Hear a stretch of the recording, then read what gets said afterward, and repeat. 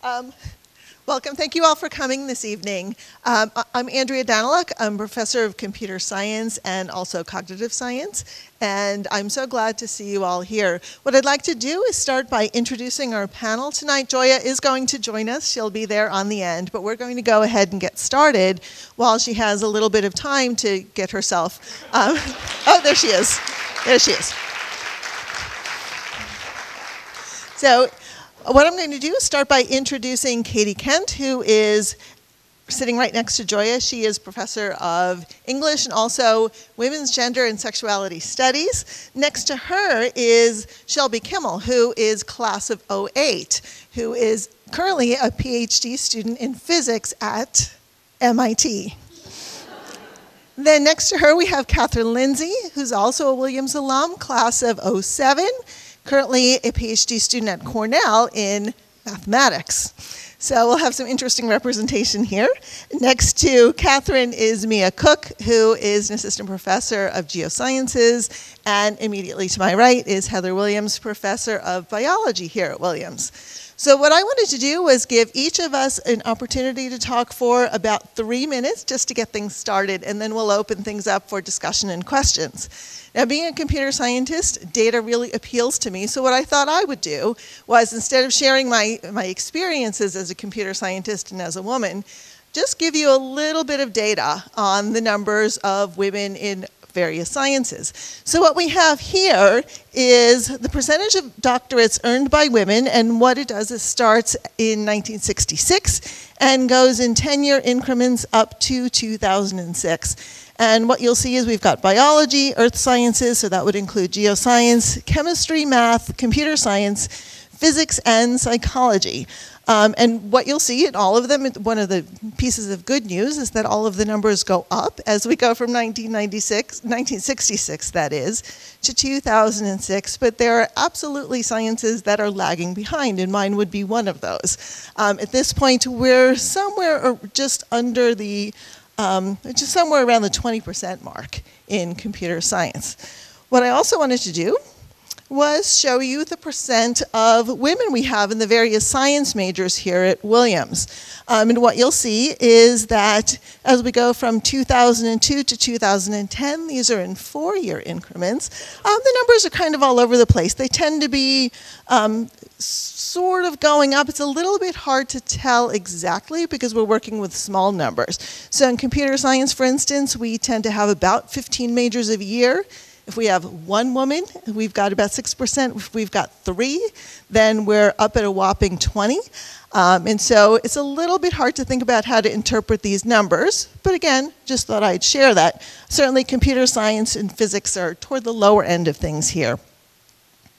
What I also thought would be interesting would be to take a look at what our percentage of women seems to be with respect to the number of PhDs produced. So one would hope that there would be some relationship between the number of women students we produce in the sciences and the number who go on to get PhDs.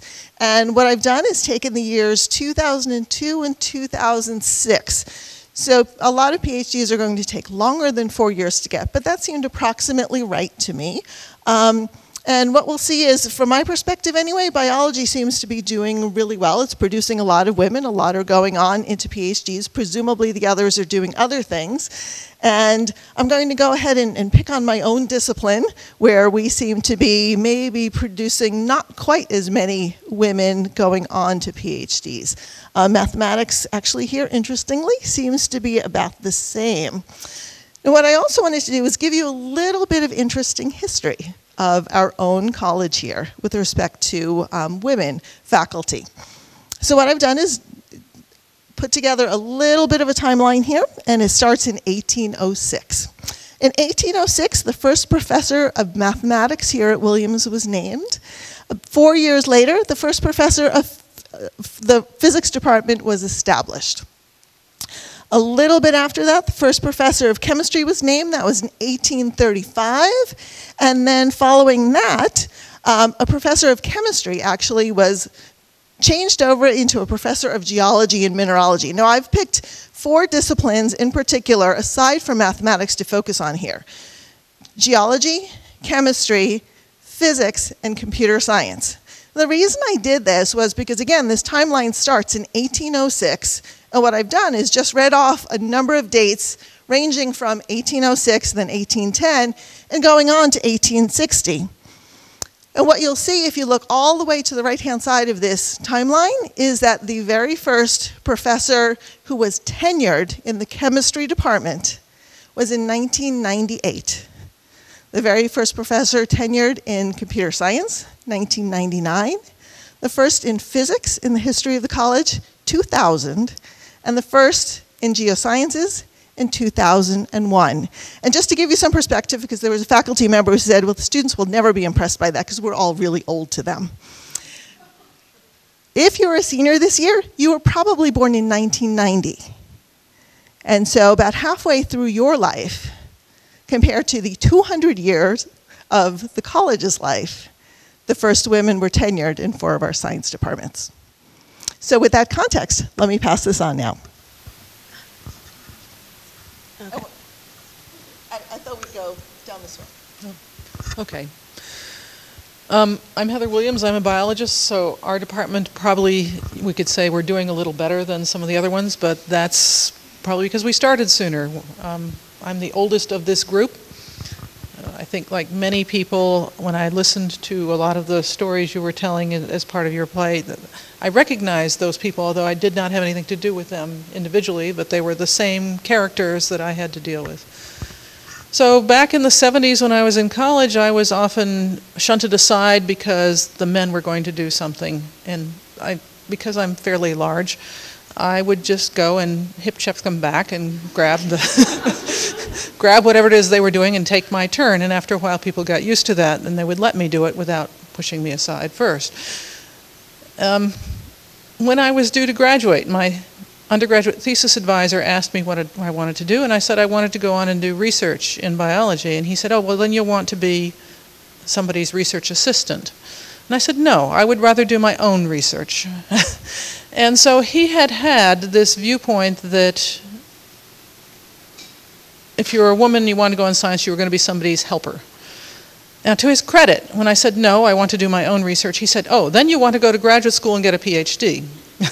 So he was able to shift gears, and you could sort of see the little, the wheels rearranging behind his eyes, and then he made the adjustment, and then he made the appropriate adjustment and helped me get into graduate school. And that summarizes a lot of my experiences, that being a stubborn person who isn't afraid to speak up, I would say, no, that's not what I want. And most people whose expectations were fundamentally sexist would then readjust. So they weren't fundamentally sexist themselves, they were just conditioned by their environment. When I went to graduate school, my PhD advisor worked both in New York City and at a field station an hour and a half north, and so that meant long car trips back and forth with long discussions, which happened to be about the fact that he felt child raising was so important that really one parent had to devote full time to it. And because women were the only ones who lactated, then women really should be the ones who devote the full time to parenting. And so we had, I think, maybe 10 of these discussions over my first year as a PhD student. Now, in contrast, the other person at the field station, who was also an older male who took women as well as men students, had a much better public attitude towards these things. He really knew what was the appropriate thing to say, and he said it, and I think he deeply believed it in one way as well. But it was interesting that of these two guys, one of whom was the least politically correct you could ever imagine, basically saying that because you lactate, you should be raising children instead of doing a PhD work with me. He turned out to be the one who, if you brought him science and if you brought him ideas, he didn't know where they came from. They were science and they were ideas, and he evaluated them as such. And if they were good science and good ideas, he promoted them. And he took care of his students based on their science and not their chromosomes. And so it turned out I had the right advisor, the one who told me because I had mammary glands I should be not being working on my PhD, and that he was very supportive of science, and although he still considered that, I pointed out that perhaps my husband could take care of the children. He had a little trouble with that, but he eventually accepted it. And so I guess the moral of the story I'm trying to put out there is it's what they do and not what they say. And that's for all of you. It's what you do and not what you say. And we're probably, as a society, much more conscious of what's politically correct and what isn't. And people like Larry Summers, who say something that isn't politically correct, actually help move things along because it allows the rest of us to react. I was noticing in the New York Times today, there's an article on there's been lots of articles on the Facebook startup and how various people are going to be very, very rich. And one of them is the chief operating officer of Facebook, who is a woman. And they're saying she's going to be worth $1.6 billion after Facebook goes public. And I read further into that article, and it turns out that her mentor was Larry Summers, and that he moved her ahead and moved her along and got her into a position where she is now going to be the $1.6 billion woman. And so I wonder sometimes whether he has actually done more good for both at the individual level for the women he's promoted and mentored and for the rest of us by being politically incorrect and allowing the reaction and allowing the responses that he provoked. Sort of a contrarian view, but it's sort of an interesting thought based on the newspaper article. I think I want to stop there and pass it on to younger people. So I'm a geologist and an oceanographer, and I've been really fortunate in my experience as a student of science and as a scientist to have experienced very little discrimination or bias because I'm female. And this is way back beginning in high school when I was at the Thomas Jefferson High School for Science and Technology, a magnet school in Northern Virginia. I had just some amazing mentors, both male and female, who told me I could do anything, that I should try research, and maybe I could go to grad school, and I could really do whatever I wanted. And they really just urged me to really aim high all the time. And I think that was really what got me started on this path, which I didn't realize at the time was one that was still dominated by men, because I had no awareness that I was unusual being a female person interested in science.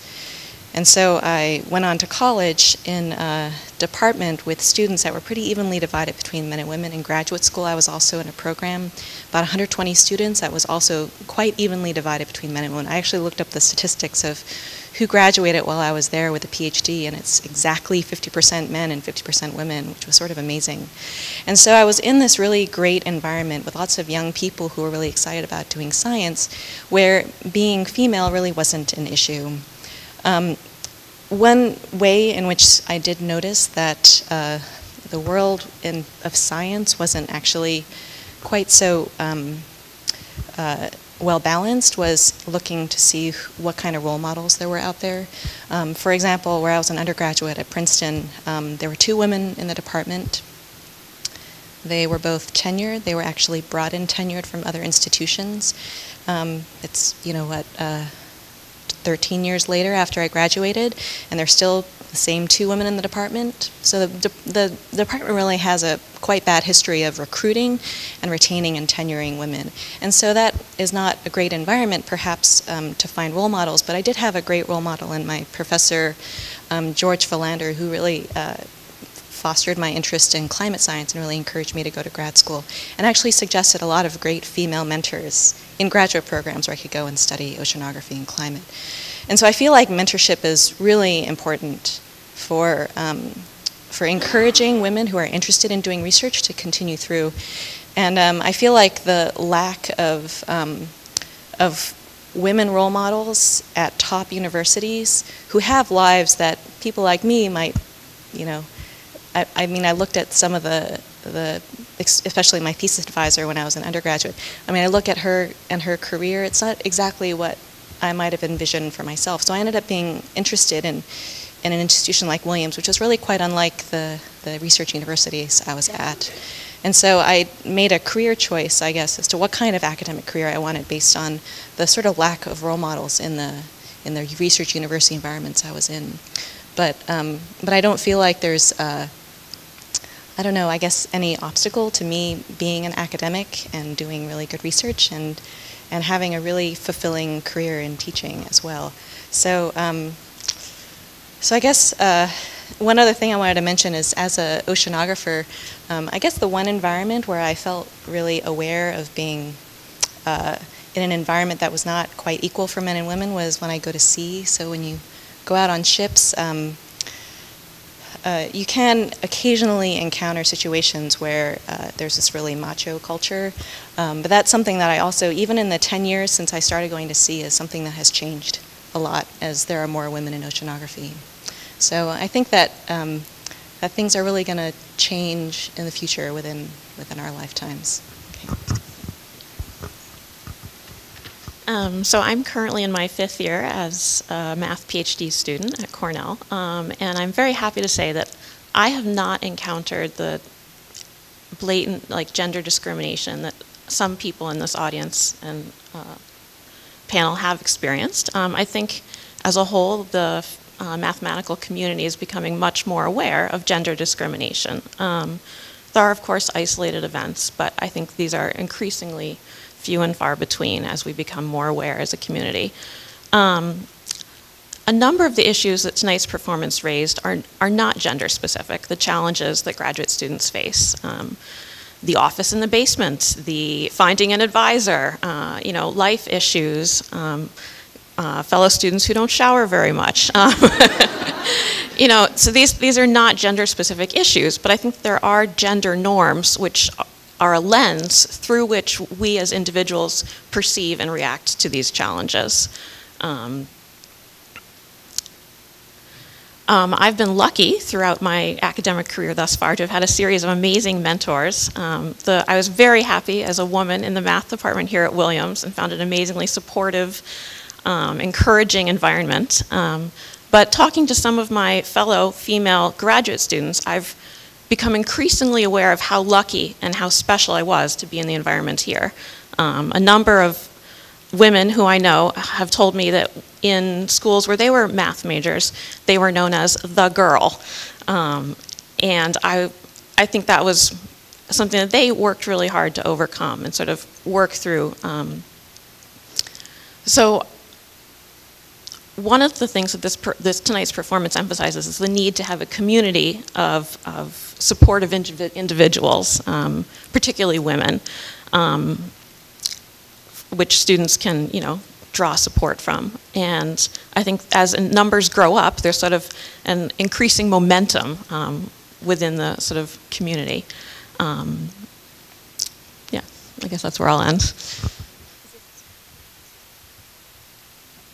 Okay, so yeah, I'm a 3rd year PhD student at MIT studying physics, and I'm really happy to say I think things have changed a bit since Joya was there. So yeah, a lot of the blatant sexist remarks, or even not so blatant sexist remarks, I haven't really had to deal with too much of that, but I do think about the fact that I'm a woman in physics all the time.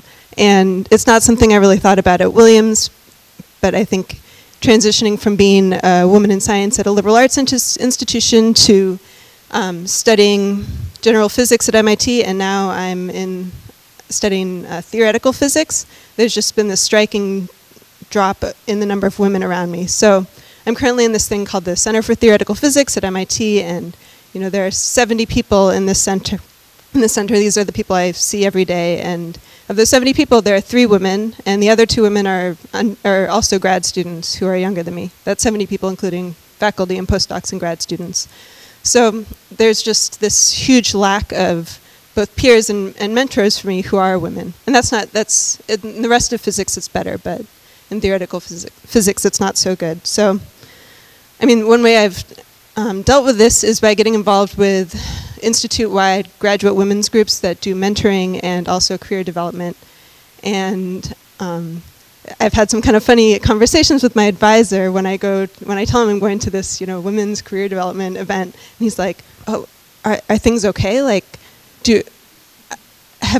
am I okay? I feel like he's like, I feel like I treat you the same as all the other grad students." And I'm like, "Yeah, no, you're great." I mean, he's a really great guy. I've never had any issues as far as that's concerned. But he doesn't quite understand that women maybe deal with certain professional issues or maybe work-life balance issues a little bit differently than all of the men I'm surrounded by, and since I don't really get to see other women dealing with these things on a daily basis, I feel like I need to go out to these other events to at least get some role models or best practices, or have some idea of how other women are dealing with these situations. And also, I mean, I know that the number of women in theoretical physics is not because of a lack of, intellectual ability or capability to do theoretical physics. So, if I can do some of this other professional development outside of just working on physics that will help me, to stay in this career, which I do really enjoy the research, and it's something I'd like to keep doing. So I feel like it's important to get these skills beyond just the research. So I'm not a math and science person. I will confess that I stopped taking math and science after my first year here at Williams. And I won't go into why. But I'm just going to facilitate. And first, let me just thank all the panelists for their contributions and welcome you back to the conversation. And maybe we can take some questions from the audience. So people who want to comment or ask a question of a particular panelist or of a performer. Oh, come on. Can I talk about it? Yeah, I was just wondering if you performed this at MIT. Yes. MIT programmed this as part of their celebration of their 150th anniversary. And they built me a theater for it in the art building, a beautiful temporary theater. And it was a fabulous event, and goodness, sold out, and it was amazing. So, yes.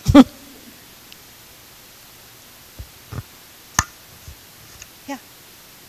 I think everybody here would agree that women are clearly capable of doing the intellectual science capacity, and yet you guys all talked about how important it is to have these mentor programs or kind of special additional support systems for women in science.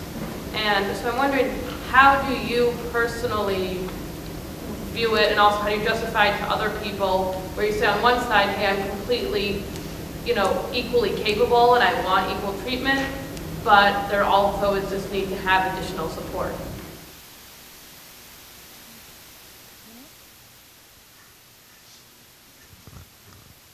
I mean, as far as the mentorship goes, I mean, I think all the men grad students have all these men that they can look to and talk to about, I don't know, being a man. I don't know what they talk about. I don't have those types of conversations. So as far as mentorship, I mean, and I also have male mentors as well. But I think it's really important to get the woman's perspective.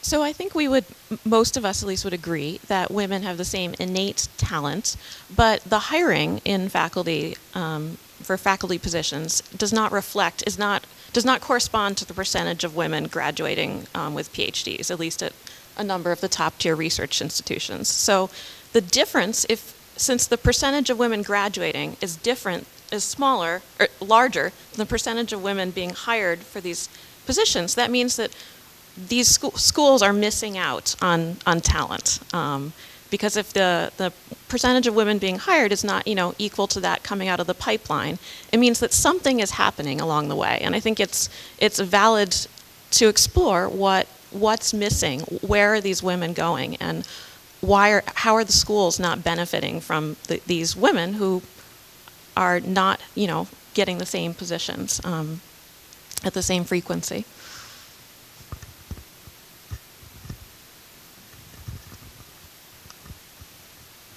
I think one of the things that ends up being really important about the mentorship, and I'm going to follow up on what Kathryn was saying, there's clearly a leaky pipeline, and something is happening along the way. And I think it's fair to say that things are getting better, and that very, very blatant, overt, immediately painful sexism isn't something that we're encountering. But it's more the little things that sort of add up over time. It's the get the cookies and the assumptions that get made along the way. It's being the only woman in a room of 100 men where, if 2% of the male population is sort of dysfunctional and is going to be hitting on somebody, on a woman just because she's there, that one woman is going to be the target of at least 2 men in that room. And that's going to be true in every situation she encounters. And even if it isn't immediately problematic on any given day, if you add enough of that up, then it ends up being a problem. And so having somebody who you can talk to who's potentially been through the same experience is an extraordinarily helpful and powerful thing to have. And one thing I think we'd all point out is that mentors for women don't have to be women themselves, and that all of us have probably experienced mentorship from a man who was either very sensitive to the issues or completely ignoring them, and both ways work.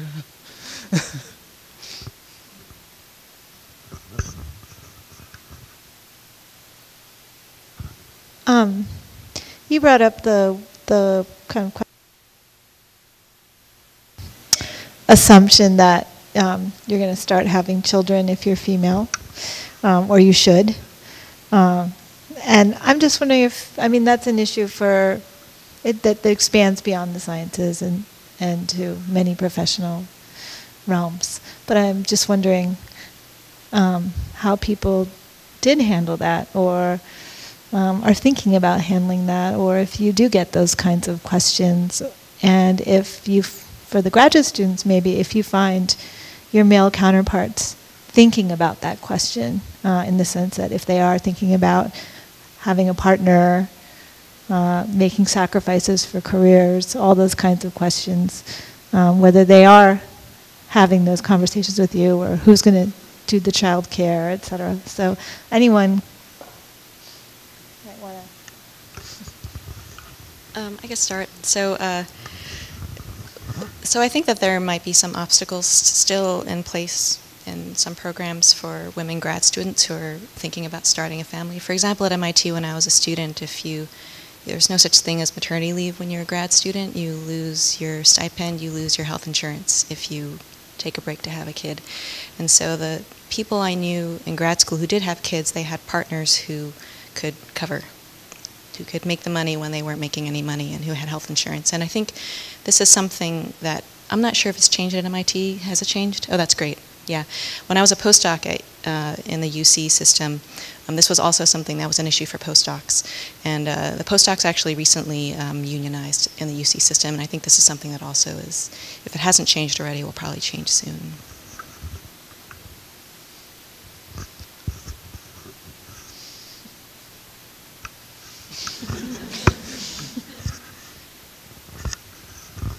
Well, just speaking a little bit personally, so my fiance is also a grad student in physics, and it is something we talk about a lot. Just, I think we have a very balanced view of, who will take on responsibilities. I think we're both willing to take on a lot of responsibility, and it would not be a one-sided affair when it happens.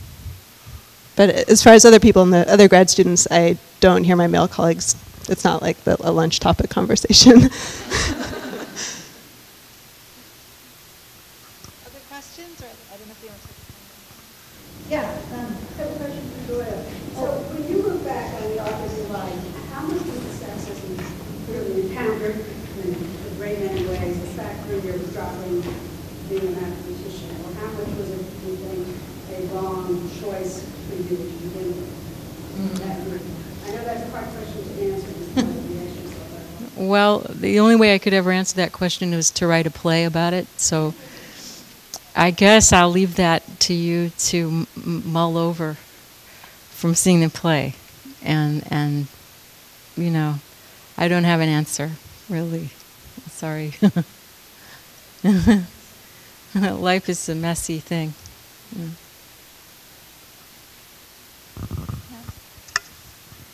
I just wondering if people ask you about getting married. I feel like having kids maybe is something that seems more personal and that people today maybe would be hesitant about asking. But I was wondering if you feel like there's pressure to have a spouse, or if people inquire about it, or if like the Mrs. degree is still something that people bring up. Well, I think you all know that it's illegal in the context of hiring someone or considering someone from a position to ask about either getting married or having children. And if anybody ever asks you anything about that, you probably don't want to have anything to do with them because they don't even know the law. The best story I can tell you about that is a fellow grad student of mine back in the olden days where people didn't really know the law, and she was at her interview for grad school, and the head of the graduate program noted that she was married and asked her if she was planning on having children, and she bristled a bit and said, "I don't know. Are you?" Not realizing that his secretary had just told him that she was pregnant by him, and he was dealing with how to break this to his wife. He never asked that question of anybody again.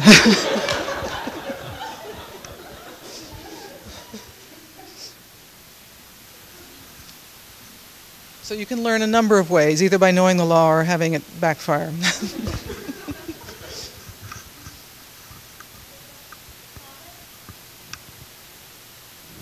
I'm just wondering, to the extent that this covert sexism still exists in PhD programs, how, whether other people, men, believe that it does, and what kind of responses people have gotten when they've tried to explain this bias and how it affects them, whether the men listening to these conversations can actually switch gears or whether they kind of insist that there is no sexism anymore, what kind of responses you've gotten.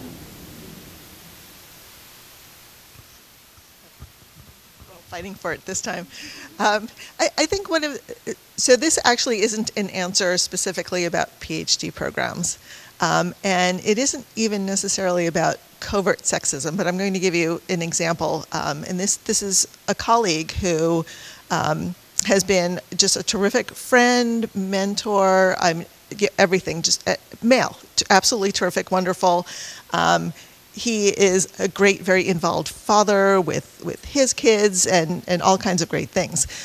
When my kids were really young, and they were in our daycare center, every once in a while, of course, they'd get sick. And about 5 minutes before I had to go and teach a class, I'd get a phone call saying, your kid's sick, you have to pick them up. And this male colleague said, that's okay, because when my kids were little and I brought them into class, the students always loved it and thought it was really wonderful and it made me so human and they really enjoyed that and they thought it was great. And I kind of looked at him and I said, well, the difference between you and me is that when you as a man bring your child to class, it humanizes you. And when I, as a woman professor, bring a child to class, it makes me mom. And he just sort of stood back and said, I never thought of it that way. And so a lot of actually what goes on isn't necessarily sexism. It isn't any kind of covert thing going on along those lines. A lot of it is just a very different perspective.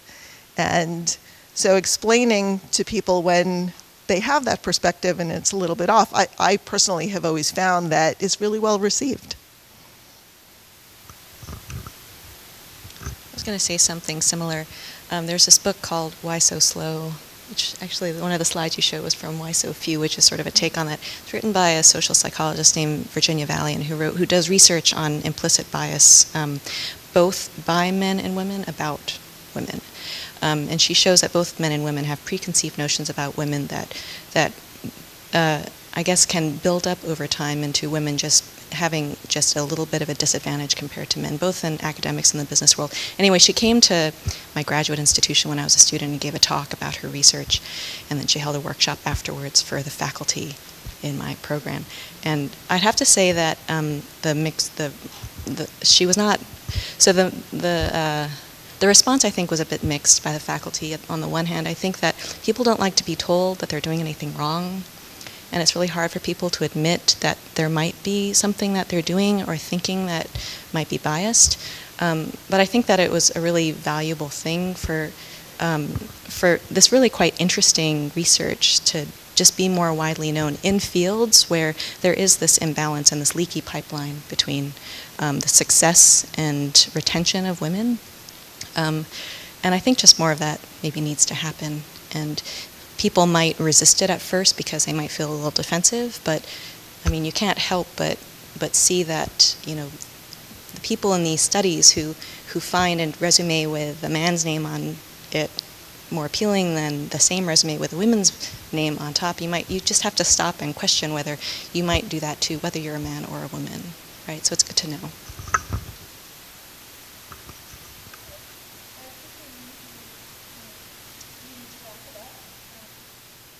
So let's have a round of applause for all of our panelists.